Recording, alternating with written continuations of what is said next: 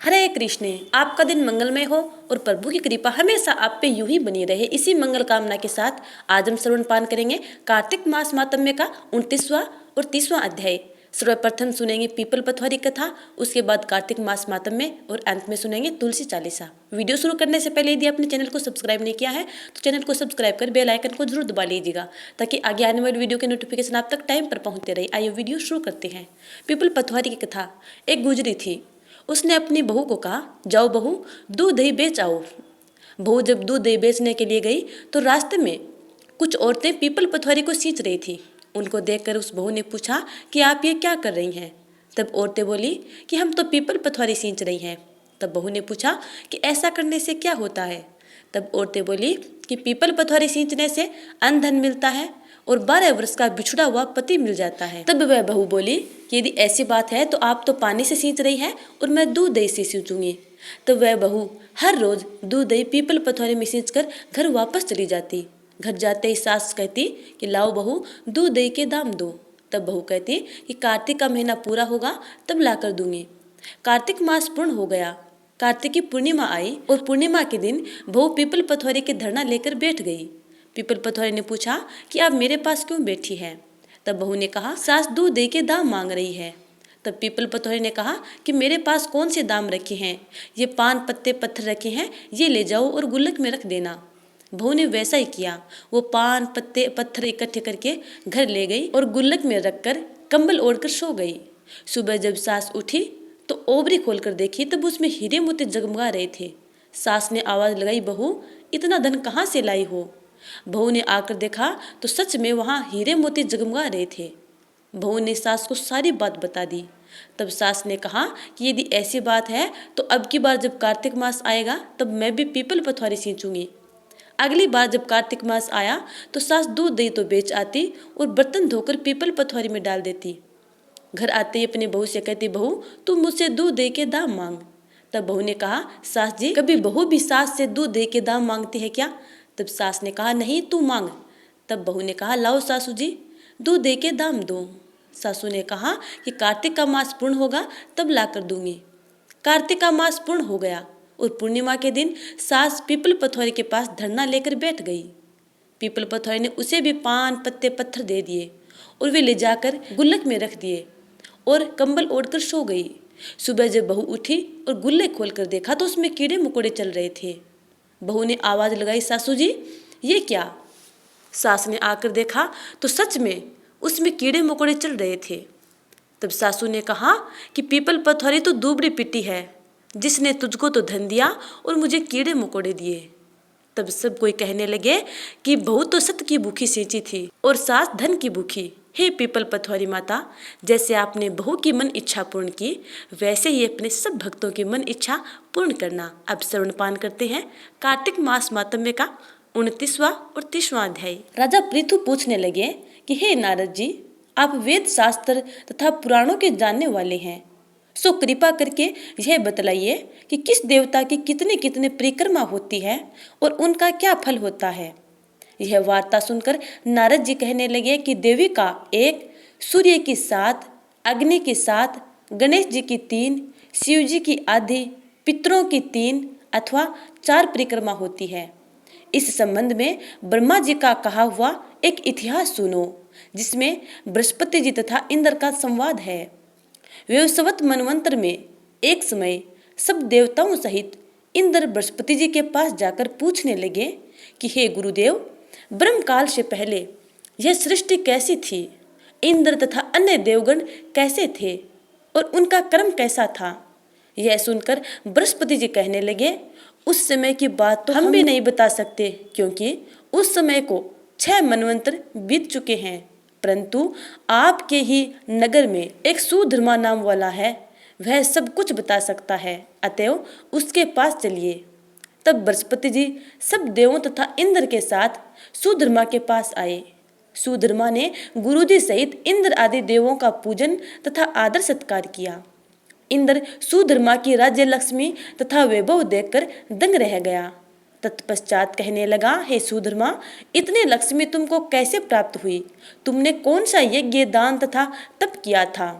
तथा ब्रह्मकल्प से पहले की बात तुम कैसे जानते हो, यह सब हमसे कहो। सूद्रमा कहने लगा, हे इंद्र, जब चारों युगों की 1000 चौकड़ी बीत जाती है तथा ब्रह्मा का एक दिन होता है, उस एक दिन में 14 मनु और इंद्र होते हैं। जब हम विष्णु लोक में थे तब वहां पर रहते हमारे सामने इतने ब्रह्मा हो चुके हैं कि उनकी हम गणना नहीं कर सकते। उसके पश्चात जब हम यहाँ स्वर्ग में आए तो हमने जो भी अच्छा कर्म किया और जिसके कारण हमने इतनी लंबी आयु पाई, उसको सुनो। पहले जन्म में हम मांस खाने वाले गृह थे। एक समय कार्तिक शुक्ला नवमी को श्री विष्णु के मंदिर पर बैठे हुए थे। तभी एक शिकारी ने हमको बाण मारा, जिससे हम घायल होकर मंदिर में आ गिरे। उसी समय मांस के लोभी एक कुत्ते ने आकर मुझको पकड़ लिया। उस कुत्ते को देखकर और कुत्ते भी वहां आ गए। वह कुत्ता उनके डर के मारे मंदिर के चारों ओर चक्कर लगाने लगा। दूसरे कुत्ते भी उसके पीछे पीछे भागते रहे। इस प्रकार सबकी प्रदक्षिणा हो गई। इसी बीच मेरी मृत्यु हो गई। उस प्रदक्षिणा से भगवान बहुत ही प्रसन्न हुए और मुझको अपना परम पद दे दिया। यह बात सुनकर इंद्र को अत्यंत प्रसन्नता हुई और उन्होंने विधि पूर्वक भगवान का पूजन तथा प्रदक्षिणा की। नारद जी कहते हैं, हे राजन, कार्तिक शुक्ला नवमी को ब्राह्मण, गो, देवालय, तुलसीवन, साधु, वैरागी, जीवन मुक्त, गृहस्थ, वेद, उपवेद तथा पुराण, यह सब ग्राम में ही वास करते हैं। यदि ग्राम की प्रदक्षिणा करनी हो तो प्रातः काल उठकर स्नान आदि क्रिया से निवृत्त हो कमंडल हाथ में ले ओम नमो भगवते वासुदेवाय मंत्र का जाप करता हुआ सूर्योदय से पूर्व ही प्रारंभ करें। ब्राह्मण, देवस्थान तथा शालिग्राम की मूर्ति की प्रदक्षिणा सूर्योदय के बाद भी की जा सकती है। अब राजा पृथु पूछते हैं, हे नारद जी, भगवान का अत्यंत प्रिय विषम पंचक व्रत कैसे प्रसिद्ध हुआ? तब नारद जी कहने लगे, हे राजा पृथु, यह व्रत आदि काल से है, परंतु बीच में लुप्त हो गया था। फिर यह कैसे प्रसिद्ध हुआ, सो कथा हम तुमसे कहते हैं, सुनो। श्री कृष्ण जी ने विषम जी से इस व्रत का वृत्तांत कहा। तब सर्वप्रथम विषम जी ने इस व्रत को किया। इसी कारण तभी से यह व्रत विषम पंचक के नाम से प्रसिद्ध हुआ। हे राजन, भगवान श्री कृष्ण जब पांडवों की ओर से दूत बनकर कौरवों को समझाने गए तो सबसे पहले विदुर जी के पास पहुंचे। विदुर जी ने उनका अत्यंत आदर सत्कार किया। फिर श्री कृष्ण भीष्म जी के पास गए। वहां जाकर कुशल मंगल पूछने के बाद श्री कृष्ण जी ने अपने आने का संपूर्ण वृत्तांत भीष्म जी से कहा। तब भीष्म जी कहने लगे, हे भगवान, त्रिलोकी नाथ होते हुए आप पांडवों की ओर से ही दूत बनकर क्यों आए? तब श्री कृष्ण जी हंसकर बोले, हे गंगा पुत्र, यद्यपि यह अत्यंत गुप्त वार्ता है, फिर भी मैं तुमसे कहता हूँ। उन्होंने एक ऐसा व्रत किया है जो मुझको अत्यंत प्रिय है, इसलिए मैं उनके वशीभूत हूँ। अब मैं उनका वृत्तांत तुमसे कहता हूँ। पूर्व काल में उज्जैन नगरी में 5 ब्राह्मण कवि, शुचि, दृढ़, दंत और हंस नाम वाले निवास करते थे। तीनों ही वेदों को जानने वाले, रूपवान, युवावस्था को प्राप्त, गंधर्व विद्या में अति प्रवीण थे। वे अनेक देशों में घूमते फिरते तथा अपनी गान विद्या का प्रदर्शन करके खूब द्रव्य प्राप्त किया करते थे। एक समय वह मथुरापुरी में सुवीर नाम वाले राजा के पास आए। संगीत कला में निपुण होने के कारण उन्होंने राज्यसभा में जाने की इच्छा प्रकट की। वह 4 दिन उपवास करते रहे और अत्यंत पवित्र श्री यमुना जी में स्नान करते रहे। फिर उन्होंने किसी राजा का संपूर्ण वृत्तांत सुना। उसने बताया कि राजा की कादम्बरी नाम वाली एक योग्य पत्नी है।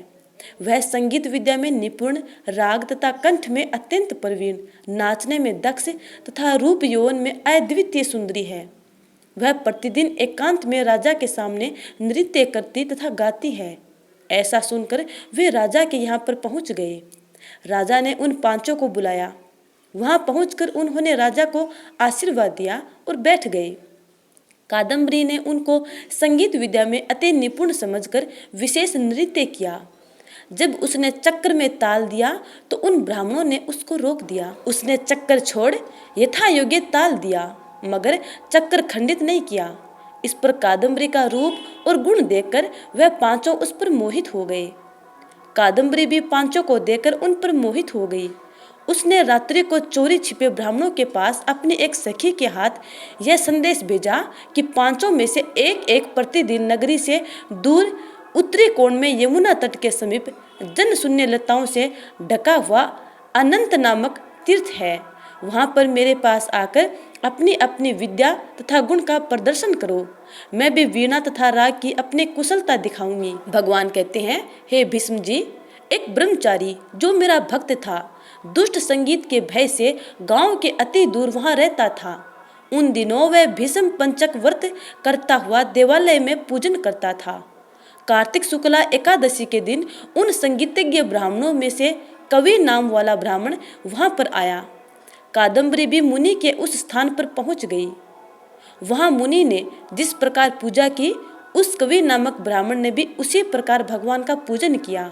उसके बाद वीणा लेकर गान करने लगे। उस मुनि ने अपना मन जीता हुआ था, इस कारण उसने गान सुनकर भी क्रोध नहीं किया। सारी रात कादम्बरी और कवि गायन व नृत्य करते रहे। मुनि को गोबर का आचमन करते देख कवि ने भी वैसा ही किया। प्रातःकाल होते ही कादम्बरी राजमहल में पहुंच गई। मुनि की संगति से उनके समस्त पाप दूर हो गए। इसी तरह पांचों ब्राह्मण बारी बारी से नृत्य गान कर तथा भगवान का पूजन कर वापस चले गए। उधर राजा ने मंदिर में कादम्बरी के जाने का समाचार सुनकर उसे महल में बंद कर दिया, जिससे वह मंदिर न जा सकी। कार्तिक मास में हमारे सामने नृत्य गान करने के कारण वही कादम्बरी द्रौपदी हुई तथा हंस नाम वाला वह ब्राह्मण युधिष्ठिर हुआ। कवि अर्जुन, सूची, सहदेव, दंत, नकुल तथा दृढ़ नाम वाला पराक्रमी भीम हुआ। हे भीष्म जी, वस्तुतः इस व्रत के प्रभाव से ही मैं पांडवों के वशीभूत हूँ। अब तुम्हारे द्वारा यह पंचक व्रत किए जाने से यह तुम्हारे नाम से ही विख्यात होगा, अर्थात भीष्म पंचक व्रत कहलाएगा। इस व्रत के अंत में ब्राह्मणों को भोजन कराकर यथाशक्ति दान दक्षिणा देनी चाहिए। अब श्रवणपान करते हैं तुलसी चालीसा। जय जय तुलसी भगवती सत्यवती सुखदानी, नमो नमो हरि प्रियसी श्री वृंदा गुण खानी। श्री हरि शीर्ष बिरजीनी, देहु अमर वर अम्ब, जन हित है वृंदावनी, अब न करहूँ विलंब। धन्य धन्य श्री तुलसी माता, महिमा अगम सदा श्रुति गाता। हरि के प्राण हूँ से तुम प्यारी, हरि ही हेतु कीन्यो ताप भारी। जब प्रश्न है दर्शन दीन्यो, तब कर जोरी विनय उसकीन्यो। हे भगवंत कंत मम होहु, दीन जानी जनि छाड़ा हूँ छोहू। सुनी लक्ष्मी तुलसी की बानी, दीन्यो श्राप कद पर आनी। उस अयोग्य वर मांगन हारी, होहु विटप तुम जड़ तनु धारी। सुनी तुलसी हिम श्रोप्यो तेहु ठामा, करहूँ वास तुहु नीचन धामा। दियो वचन हरि तब तत्काला, सुनहु सुमुखी जन होहु बिहाला। समय पाए व्योहरु पाती तोरा, पुजिहो आस वचन सत मोरा। तब गोकुल में गोप सुदामा, तासु भय तुलसी तू बामा। कृष्ण रास लीला के माही, राधे सख्यो प्रेम लखी नाही। दियो श्राप तुलसी है तत्काला, नर लोक ही तुम जन्म हूँ बाला। यो गोप वह दानव राजा, शंख चूड़ना मक्षिर ताजा। तुलसी भई तासु की नारी, परम सती गुण रूप अगारी। अस दवे कल्प बीत जब गयऊ, कल्प तृतीय जन्म तब भयऊ। वृंदा नाम भयो तुलसी को, असुर जलंधर नाम पति को। करे अति द्वंद्व अतुल बल धामा, लीना शंकर से संग्रामा। जब निज से ने सहित शिव हारे, मरही न तब हर हरि ही पुकारे।